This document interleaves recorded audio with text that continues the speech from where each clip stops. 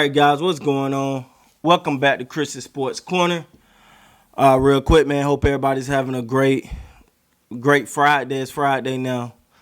Also, man, hope everybody's staying safe. Everybody being taking proper precaution as we go through this time.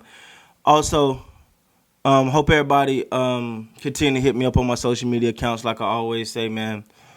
First of all, I just want to say thank you guys for the support, for watching the vids. Like I always say, man, you guys give me a reason to be here, right? Hold on one sec. But real quick, man, so let's talk about it, man. The Denver Nuggets versus Los Angeles Lakers. First of all, before I do anything, and I want to make sure you guys hear me loud and clear.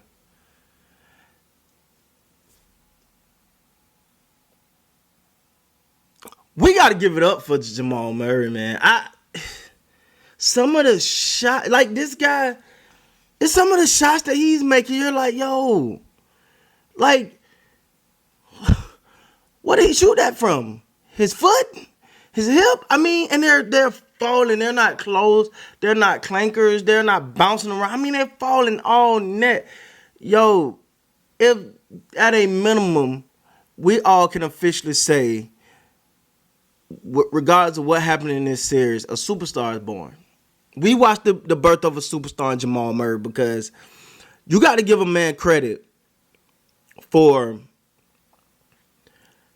not shying away, not running away from the moment, not allowing the moment to be too big for him, not being afraid to go toe to toe and share the stage, and not, shrink in the shadows of a LeBron James, right? Like, that's what he's going against, and he's going at him. LeBron is going to be on a lot of people video reels after that, what Jamal Murray did to him. I mean, it was a good play, nothing LeBron could really do, but the way he went up and under and switched hands and laid up on the other side. Some of these things that we're watching from this man is unreal, man. Some of it is just unreal. Like, I thought he had a good game against Utah when he did what he did against Utah, and he went back and forth with Donovan Mitchell.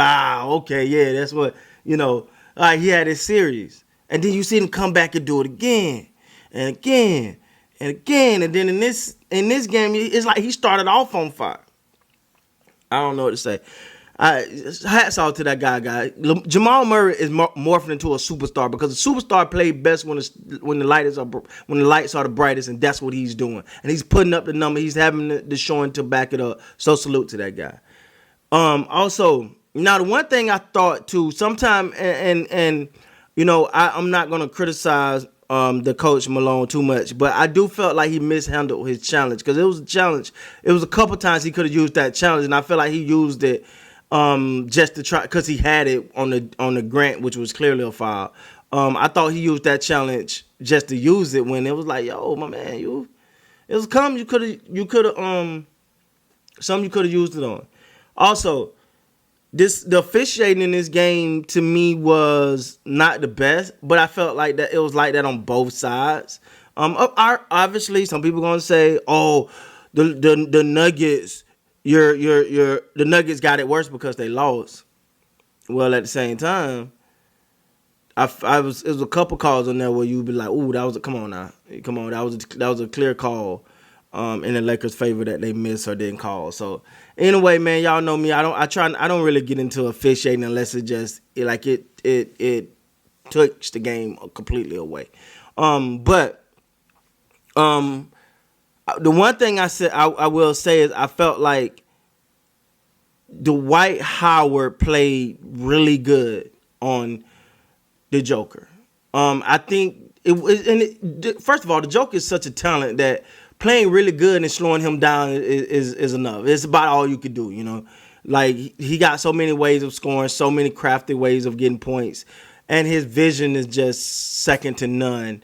But I thought Dwight Howard played well. I really did, man. I thought Dwight Howard played well on him.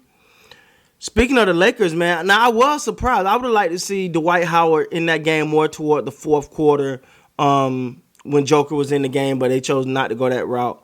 But I thought, honestly, I think the keys to this victory, honestly, was Dwight Howard, Rajon Rondo, and AD early start. And then LeBron James defense down the stretch. Now, let me say this. I'm going to be honest. I didn't really feel like LeBron really was aggressive in this game. I felt like he had a few moments here and there. I was like, come on, man. Come on. AD hobbling a little bit. We need you to come in and handle it. Do your thing. Take him, hold it down for him. And it just felt like he wasn't willing to exhaust that energy. And then I think about 4 minutes left, he decided that he was going to guard Jamal Murray. To me, at year 17, we got to give him credit for that. Now, one of those, I will say it openly, admittedly, that one was definitely a foul. That one, he definitely hit his arm, and they didn't call it. But that was a foul. That was a foul. But again, that was something Mike Malone could have challenged. I just felt like he didn't use his challenges properly. Because that one I would have challenged, because I feel like Murray was starting to get it cooking then. And, LeBron switched on him at that point, and then that could have been easily 2 shots that could have made this game look a lot different. So I would have definitely, I definitely feel like he should have at least challenged that one. I would have.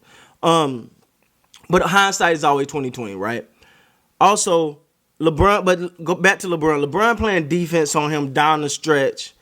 You know what? I don't know if his defense was that good against him, but mentally, it was like, all right, LeBron's here. You know what I'm saying? It was a different little mental game, LeBron. And you got to give LeBron credit for that, for telling Rondo to move. I'm going to take him.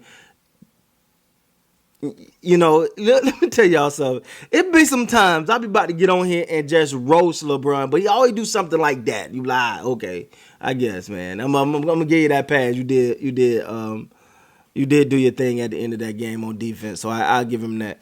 Overall, man, I thought that maybe the Joker could have got off a little more, but other than that, this was just a well played game, and the Nuggets are just, they refuse to go away. I don't care what you throw their way. I don't care how high you get up on them. I don't care what you do. It's like they just do not go away. And you're going to have to play. And let me say this, going into this game 5, this closeout game for the Lakers, they're going to have to play 48 minutes of great basketball if they want to put out the Nuggets. Because the Nuggets are where they're comfortable at. They were like, ooh, we've been here. It's good now. It's good now. We've been here. They're going to have to play literally 48 minutes of great basketball to put this team away or jump out with such a big lead that it's almost insurmountable. That's the only way they're going to win, because if you let them hang close, they'll find a way to win these games, man. And I'm telling you, the Nuggets are not going away. The Lakers can't rest on this. They got to handle their business if they want to. Because if you let them win another game, they're going to get confident and more confident. And I'm going to be honest now, in that Jamal Murray interview at the end of the game, I really felt like he was a little defeated. He looked a little like, man, I gave it everything, man. You know how some people have that look like, yo, I come on, man, I gave it to you.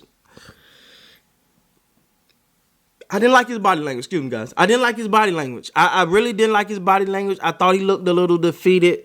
But they're not going to go down without a fight. And, man, the Nuggets are here. They're familiar. They've been here before. They know what this is like. You better put them out. You better put them out.